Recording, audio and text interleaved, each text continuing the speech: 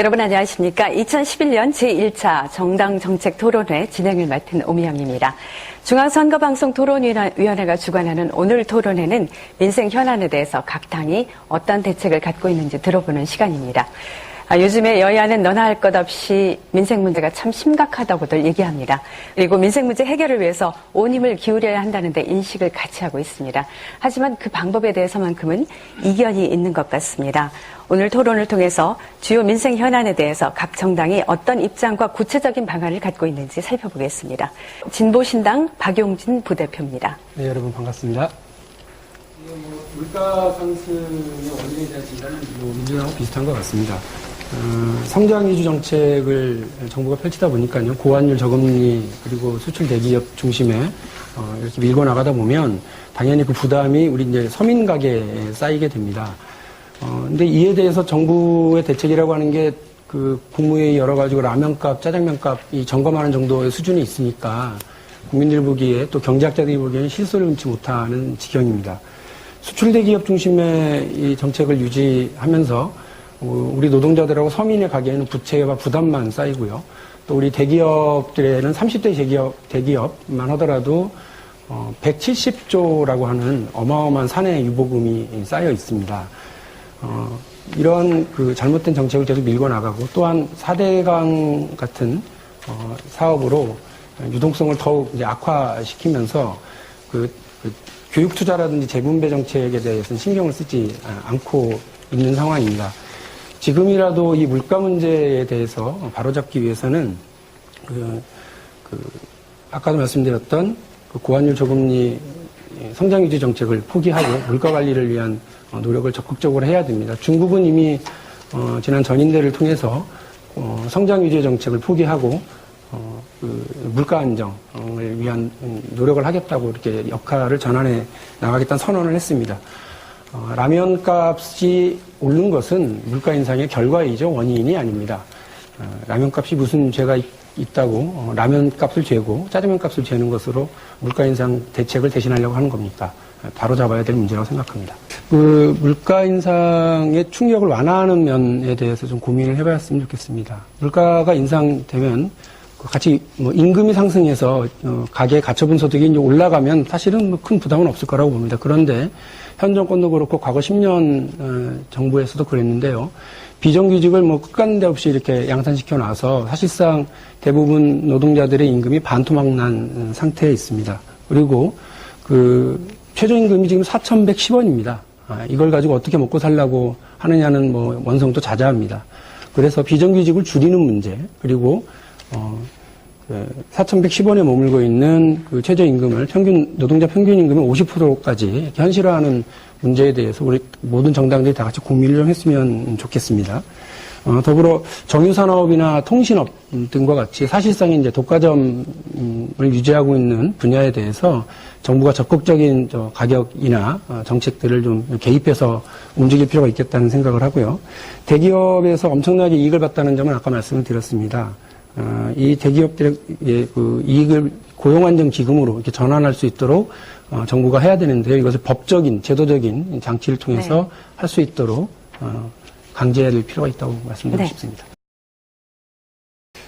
전세대란 이유는 대략 다 짐작하다시피 두 가지 정도가 있습니다. 초대형 아파트 주택은 공급 과잉이지만 서민들이 살아야 되는 이제 중소형 아파트나 주택은 이제 과소 공급되고 있죠. 그래서 생겨나는 시장 실패가 있고요. 또 하나는 10년 전부터 이제 진행되어 온 난개발, 막개발이라고 하는 이제 정책 실패 두 가지가 겹쳐서 벌어지고 있습니다. 그런데 이제 우리가 지금 주목하고 걱정해야 될 일은요. 기성세대의 이 전세대란 문제도 있지만 우리 20대 청년 세대의 이 문제입니다. 비정규직 일자리가 이제 많이 늘었습니다. 그래서 사실상 반토막 난 월급을 받아야 되는 처지에다가 요즘 월세로 전환된 이 주택들 때문에요.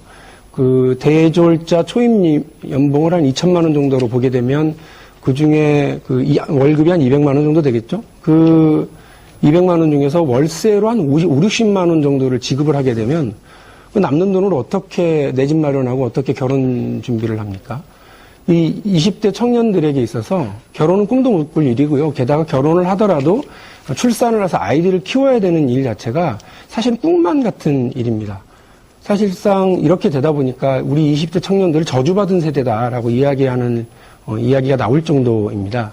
상황이 이런데도 불구하고 우리 정부와 한나라당에서는 이거는 일시적인 일이고 일부 지역에서만 벌어지고 있는 일이라는 식으로 이야기하고 있고요. 대책 마련을 요구하는 주장에 대해서는 시장 논리를 이야기하면서 정부의 역할을 사실상 포기하고 있습니다. 아주 답답한 노릇이죠. 최근 와서 한나라당이 그 부분적인 전월세 상한가에 대해서 이야기하고 그리고 이제 관리 지역을 지정할 것에 대해서 이야기하고 있습니다만 이 관리 지역 지정이라고 하는 것이 참 재미있습니다. 이미 문제가 발생을 하고 전세값이 오른 뒤에 관리 지역을 지정해봐야 그것은 소잃고 외양간 고치는 격이고요. 사후 약방문에 불과합니다. 이런 식으로 접근을 해서 전세대라는 대책을 마련한다고 하는 것은 전세대란 대책을 마련했다고 하는 신용만 내기 위한 것이다라고 하는 비판을 면치 못할 것이라고 봅니다.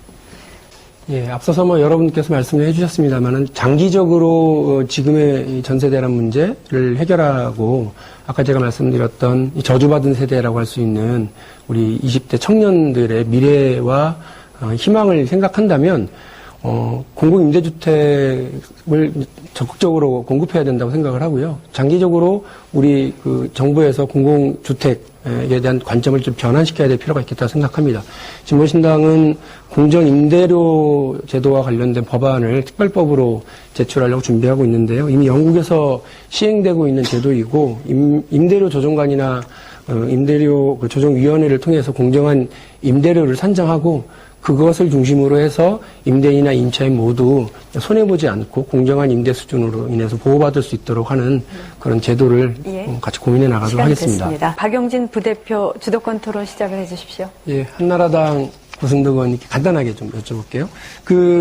정부 안에서나 한나라당 내에서도 그런 것 같은데요. 대기업, 수출 대기업이 이번에 어쨌거나 고환율 정책 통해서 이익을 많이 봤다는 건 주제 사실인데요. 이런 대기업들이 이익공유제라고 하는 형식이라든지 동반성장이라고 하는 방식으로 좀 이렇게 이익을 나눠야 된다라고 하는 이야기들이 있습니다. 그 관련해서요, 법과 제도로 그런 부분들을 좀 강제할 만한 의지가 있으신가요? 고환율 정책이라고 하는 것은 사실은 의지가 있느냐고 여쭤봤습니다. 예, 그런 자료가 제시될 수 없다고 하는 부분인데요.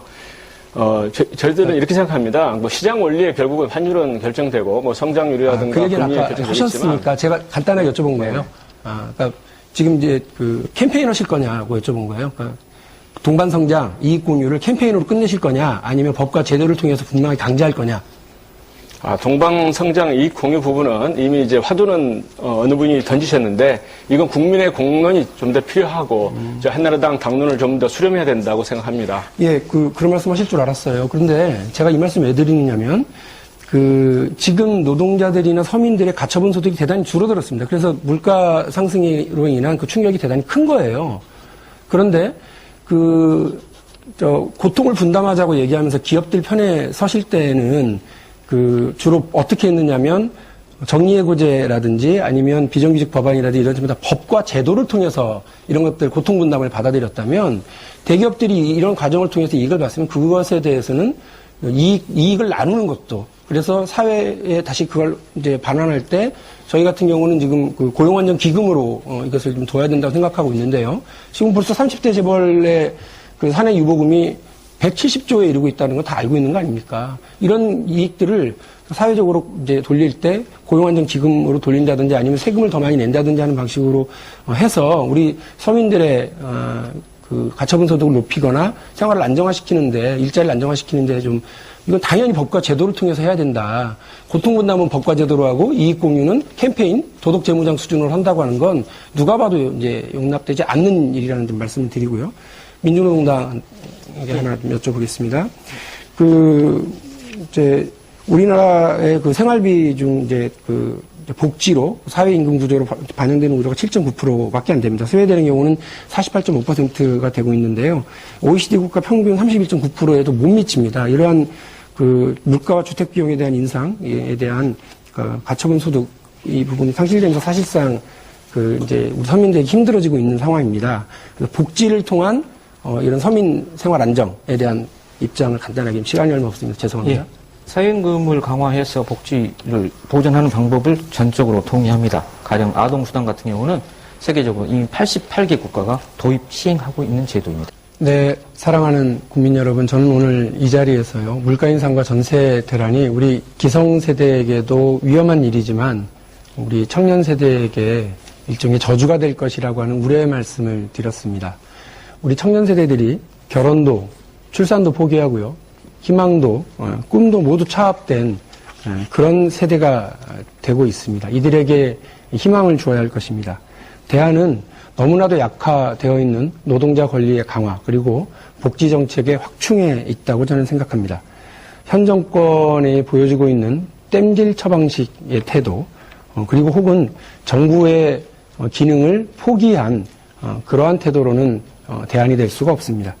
애꿎은 짜장면값, 라면값 탓하는 정부의 태도 가지고 어떻게 물가 인상에 대한 대책, 전세 대란에 대한 대책을 기대할 수 있겠습니까? 진보신당은 이러한 문제를 해결하기 위해서 뜻을 함께하는 정치권의 연대와 통합에 앞장서 나가겠습니다. 복지국가 정치동맹을 이루는 미랄이 될 수 있도록 노력하겠습니다. 진보적 정권을 세우는 단일한 힘을 만들어서요, 우리 기성세대에게는 희망을, 청년 세대의 꿈과 희망을 지켜드리도록 노력하겠습니다. 진보신당에게 응원을 보내주시고 함께해 주십시오. 고맙습니다. 이것으로 중앙선거방송 토론위원회가 마련한 정당 정책 토론회를 마치겠습니다. 오늘 토론회에 참석해주신, 그리고 열띤 토론을 벌여주신 9분 토론자께 진심으로 감사를 드리고요. 무엇보다 끝까지 토론을 지켜봐주신 시청자 여러분께도 깊은 감사의 말씀을 드리겠습니다. 여러분 안녕히 계십시오.